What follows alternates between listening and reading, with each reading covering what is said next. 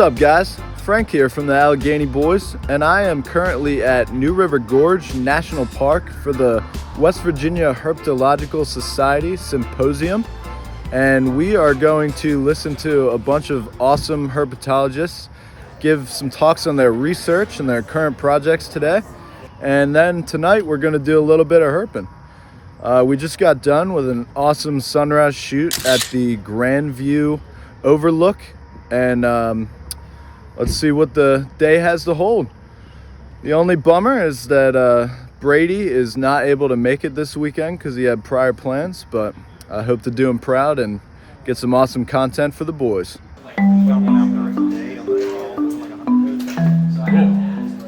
If anybody has any questions, I can stick around for a few minutes. Unfortunately, I can't be here all day. I got to go back over to the visitor center and work. Otherwise, I would be here all day. I might be able to go out tonight. But thank y'all for listening to me. I'm going to tell you, I've been telling you about this. The printer did that. That is not the cover. That's the cover. So, if you haven't had a chance to think about it, it's got a lot of new information in it.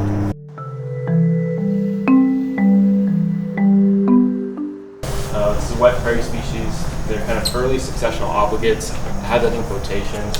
They rely heavily on early successional habitat in open wet prairies. However, they're by no means restricted to it. We find them in some areas that are a little more wooded.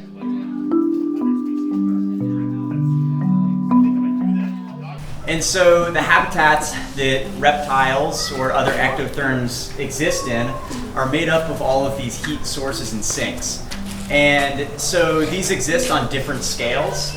Black rats often like upland forest and hardwood, and they don't cross paths in my experience ever. 5-foot individuals right on the periphery waiting for one of those little baby cottonmouths to get away from mom, and they'll get gobbled up. Racers eat anything they can overpower. Their name is constrictor, but oddly enough, they don't constrict. This is the first thing we found, just to give you an idea what it's like. And you see I have a flannel shirt on. Conditions were very much like they are here. So Europe is just like West Virginia, just so you know. But we also don't have a lot of information regarding conservation. We don't know, Dr. Polly talks about this a lot, we don't know previous population sizes.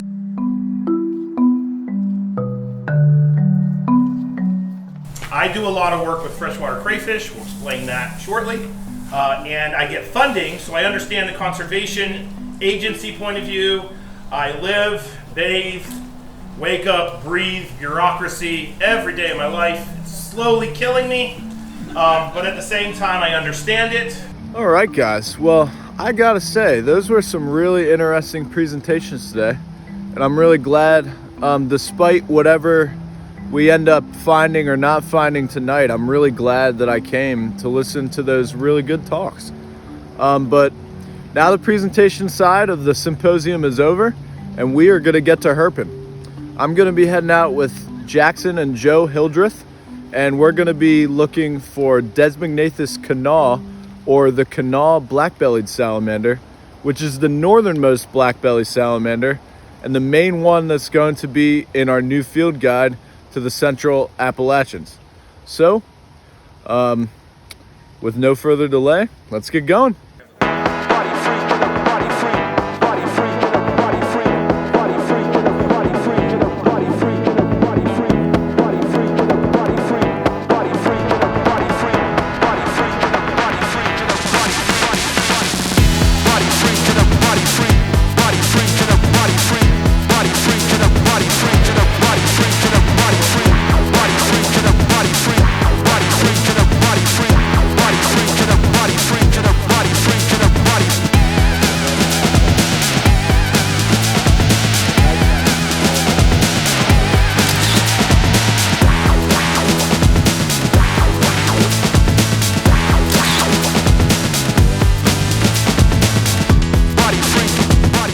All right, guys. Well, we got our target, the Kanawha Black-bellied Salamander, Desmognathus Kanawha, and I just hammered that thing for the field guide.